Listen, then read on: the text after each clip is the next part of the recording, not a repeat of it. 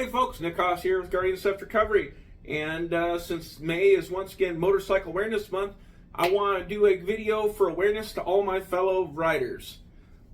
This segment is called How Not to Get Your Motorcycle Stolen. This divides up into three key groups. You got your cruiser guys, your heavy guys, your Harley riders, your Goldwing riders, those guys. You got your sport bike riders, and you got your dual sport dirt bike guys. Okay, now I'm going to start off with the sport bike guys. I love y'all. Your balls are as big as boulders 9 times out of 10. But your bikes are also the easiest to steal and the one that's most commonly stolen.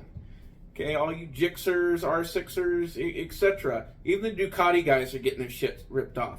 So here's a very important rule. Number one, if you're parking that thing at night, overnight, somewhere at your girlfriend's house, maybe a little bit too much to drink, don't just run a chain through the wheels and put caliper locks on it or something like that. They will pick your bike up and put it in the back of a truck and carry it away.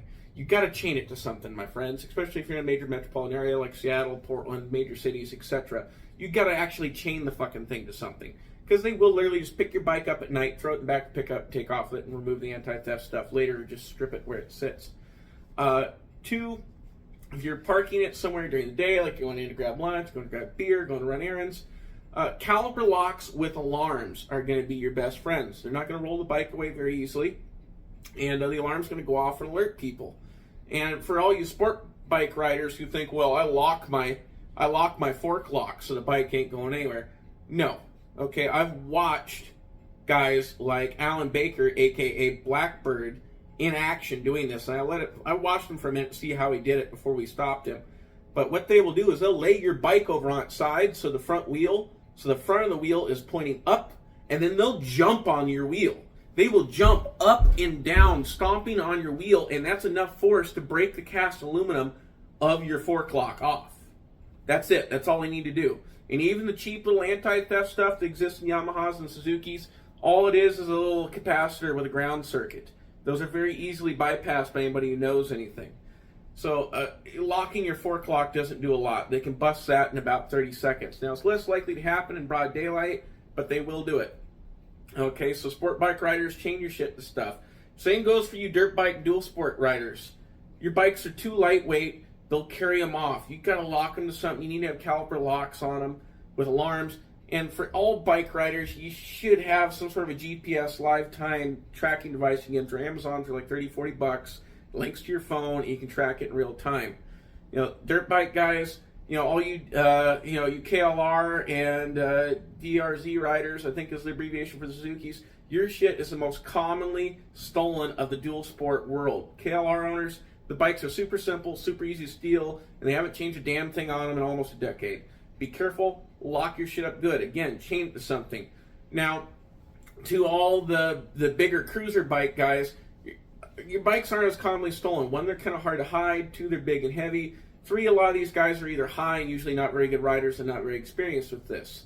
Now, to all riders, what I want you to do is get online and go and locate the little sticker that says, warning. If you value your life as much as I value this motorcycle, do not fuck with it. And this last message to all my brothers who ride Harleys. Now, if you're a Sportster owner and rider, motorcycle thieves will fuck with Sportsters. They will steal Sportsters because they don't feel like there's as much consequence and risk to stealing them. They don't think a Sportster owner is going to track them down. They don't think a Sportster owner is going to collect their gold fillings. They don't think a Sportster owner is going to treat it like stealing a horse in the Wild West. To us big twin guys, we already know how to handle business, and we know what will happen if anybody fucks with our stuff, and so do they. So we get fucked with a lot less. So, to my brothers who ride big twins and Harleys, look out for other motorcyclists. We're all a life on two wheels. I know there's the weird little stigma regarding Sportsters and sport bike riders and all this and that and the other. We all got to share the road. We're all in this together. Let's look out for one another, and let's help these people when they need it, okay? Especially the Sportster riders. They need all the help they can get. But I'm not one to talk. I own an Ironhead, so you can judge me all you want there, but I don't ride the thing very much. So that's kind of my stuff there. You need to have caliper locks with alarms on it.